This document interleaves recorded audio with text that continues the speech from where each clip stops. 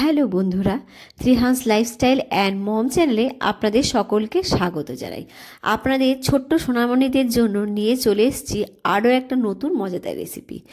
এখন কিন্তু অধিকাংশ বাচ্চারই একটা সমস্যা, সেটা হলো বাচ্চারা কিছুই খেতে চায় না। এটা কিন্তু মারাত্মক চিন্তার একটা বিষয়। বাচ্চারা না খেলে বাচ্চাদের কিন্তু বৃদ্ধি ও বিকাশ সঠিকভাবে হবে না। এই কারণে কিন্তু নতুন নতুন রেসিপি ট্রাই করে বাচ্চাকে খাওয়াতে হবে, যাতে বাচ্চারা অল্প হলেও খায় আর সেখান থেকেই বাচ্চারা পর্যাপ্ত পুষ্টি পেয়ে যায়। সেই রকমই একটা ইউনিক রেসিপি নিয়ে চলে এসেছি। আর আপনারা কিন্তু ভিডিওটা না টেনে পুরো দেখবেন, আর প্লিজ কিন্তু আমার চ্যানেলটাকে সাবস্ক্রাইব করে দেবেন, আর ভিডিওটিতে কিন্তু অবশ্যই লাইক করবেন। আর এখানে কিন্তু আমি 4টে বাদামকে 1 ঘন্টা জলে ভিজিয়ে রেখেছিলাম, আর এই 1 ঘন্টা পরে কিন্তু আমি ফিরে আসলাম। বাদামগুলো কিন্তু অনেকটা নরম হয়ে গেছে, এগুলোকে আমি ভালো করে গ্রেট করে নিলাম। আর বাচ্চা চিবিয়ে খেতে না পারলে আপনারা কিন্তু এখানে বাদামগুলোকে একটুখানি পেস্ট করে নেবেন। তো চলে এলাম মূল রান্নায়। এখানে আমি গ্যাসে একটা প্যান বসিয়ে দিয়ে দিচ্ছি একটু পরিমাণে ঘি। বাচ্চাদের ঘি খাওয়ালে বাচ্চার শরীরে ভিটামিন ও মিনারেলের ঘাটতি পূরণ হবে, হজম শক্তি উন্নত হবে, আর বাচ্চাদের কিন্তু বুদ্ধিমানও করতে ঘি সাহায্য করে। এবারে কিন্তু ঘিটা গলে গেছে, এখানে দিয়ে দিলাম আমি অল্প পরিমাণ ছোলার ছাতু।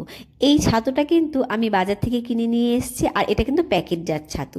আর আমি কিন্তু এবার গ্যাসের ফ্লেমটাকে একবারে লোতে রেখে ছাতুগুলোকে অনবরত নেড়ে চেড়ে নেব, আর ততক্ষণ পর্যন্ত নাড়বো যতক্ষণ না ছাতুটা হালকা ব্রাউন কালার হয় আর ছাতুর থেকে একটা সুগন্ধ বের হয়। তো এখানে কিন্তু ছাতুটা আমার ভাজা হয়ে গেছে।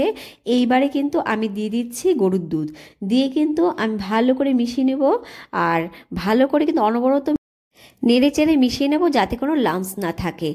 আর আমার ছেলে না ছাতু একদমই পছন্দ করতো না। আগে আমি দুধ দিয়ে মাঝে মাঝে ছাতু দিতাম, ও একদমই খেতে চাইতো না। তারপর অল্প অল্প ছাতু আমি ওকে মুড়ির গুঁড়োর সঙ্গে দিতাম, তখন একটু একটু খেত, আবার জোর করে আমাকে খাওয়াতে হতো। তো যাই হোক, আর এখানে কিন্তু আমি শুকরানের জন্য দিয়ে দিলাম একটা এলাচ। এই এলাচটা দিলে কিন্তু খাবারটা আরও বেশি সুগন্ধযুক্ত হবে, আর বাচ্চারাও কিন্তু ভালোবাসবে। তো যেটা বলছিলাম যে আমার ছেলে একদমই পছন্দ করতো না, তারপর কিন্তু আমি এই রেসিপিটা ট্রাই করি, আর আমার ছেলে কিন্তু এই রেসিপিটা অনেকটাই পছন্দ করেছে। আর আমিও তাই ভাবলাম যে আপনাদের সঙ্গে এই রেসিপিটা একটু শেয়ার করি। আশা করি আপনাদের বাচ্চারাও কিন্তু এই রেসিপিটা ভালোবাসবে। ছাতু বাচ্চাদের সকালে খাওয়ালে বাচ্চারা কিন্তু অনেক বেশি শক্তি পায়। শুধুমাত্র ছোট বাচ্চা না, আপনারা কিন্তু যেসব বাচ্চারা মর্নিং স্কুলে যায় সেসব বাচ্চাকেও কিন্তু এই রেসিপিটা তৈরি করে দিতে পারেন। বাচ্চারা কিন্তু অনেক শক্তি পাবে আর সারাদিন ধরে প্রাণবন্ত থাকবে। আর আমি কিন্তু এখানে কিছুটা কিশমিশ ব্যবহার করেছি। এই কিশমিশটা দিয়ে আমি কিন্তু আরও খানিকক্ষণ ফুটিয়ে নেব। এরপর এখানে দিয়ে দিচ্ছি মিষ্টি স্বাদের জন্য একটু গুড়। এটা কিন্তু অর্গানিক আখের গুড়। আর যদি বাচ্চার বয়স 1 বছরের কম হয়, আপনারা কিন্তু এখানে গুড়ের পরিবর্তে খেজুর ব্যবহার করতে পারেন। আর যেসব বাচ্চারা একদম চিবিয়ে খেতে পারে না, সেক্ষেত্রে কিন্তু আপনারা খেজুর আর কিশমিশকে পেস্ট করে দিতে পারেন। কিশমিশ থেকেও কিন্তু অনেক শক্তি পাওয়া যায়, আর কিশমিশ কিন্তু ওজন বৃদ্ধি করতেও সাহায্য করে।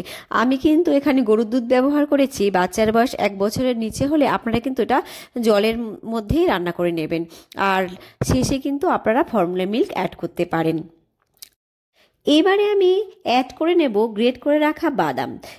বাদামগুলো দিয়ে কিন্তু আমি আরও খানিকক্ষণ ফুটিয়ে নেব, ফুটিয়ে আমি নামিয়ে নেব। আর আপনাদের বাচ্চারা যেরকম ঘনত্ব খেতে পছন্দ করে আপনারা কিন্তু সেই ঘনত্বে রেখেই নামাবেন। আর আমি এখানে ছোলার ছাতু ব্যবহার করেছি। ছোলার ছাতুতে রয়েছে প্রচুর পরিমাণে ভিটামিন, রয়েছে প্রোটিন, রয়েছে খনিজ পদার্থ এবং অ্যান্টিঅক্সিডেন্ট। তবে কিন্তু অতিরিক্ত ছাতু খেলে পেটের সমস্যা হতে পারে। আর বাচ্চাদের ক্ষেত্রে কিন্তু 1 থেকে 2 চামচের বেশি ছাতু বাচ্চাকে দেবেন না, আর আস্তে আস্তে ছাতুর পরিমাণটা বাড়াবেন। তো এখানে আমার খাবারটা হয়ে গেছে। এইবার আমি খাবারটা নামিয়ে নিচ্ছি। আর অবশ্যই কিন্তু বাচ্চাকে খাওয়ানোর আগে যে এলাচটা ব্যবহার করেছিলাম সেই এলাচটা কিন্তু আপনারা ফেলে দেবেন।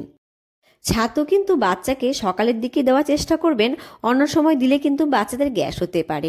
আর এই খাবারটা বানাতে কিন্তু খুব বেশি সময় লাগে না, 5 মিনিটের মতো সময়ে কিন্তু খাবারটা তৈরি হয়ে যায়। আর এই পর্যায়ে কিন্তু যেসব বাচ্চারা ফর্মুলা মিল্ক খায় আপনারা কিন্তু ফর্মুলা মিল্কটা অ্যাড করতে পারেন। আর বিভিন্ন ফল দিয়েও কিন্তু গার্নিশিং করে খাবারটা দিতে পারেন, তাহলে খাবারটা আরও বেশি আকর্ষণীয় হবে, আর বাচ্চাদের কিন্তু ফলও খাওয়া হয়ে যাবে। বাচ্চারা কলা পছন্দ করলে আপনারা এই পর্যায়ে কিন্তু কলাও অ্যাড করতে পারেন। তো আমার রেসিপিটা কেমন লাগলো জানাবেন, আর এই পর্যন্ত আমার ভিডিওতে সঙ্গে থাকার জন্য অসংখ্য ধন্যবাদ। আজকে এই পর্যন্ত, দেখা হবে নেক্সট ভিডিওতে বাচ্চাদের আরও মজাদার রেসিপি নিয়ে। আমার চ্যানেলে কিন্তু নতুন হয়ে থাকলে প্লিজ কিন্তু চ্যানেলটাকে সাবস্ক্রাইব করে বন্ধু হয়ে পাশে থাকবেন। ভালো থাকবেন আর বাচ্চাদের ভালো রাখবেন। Bye bye.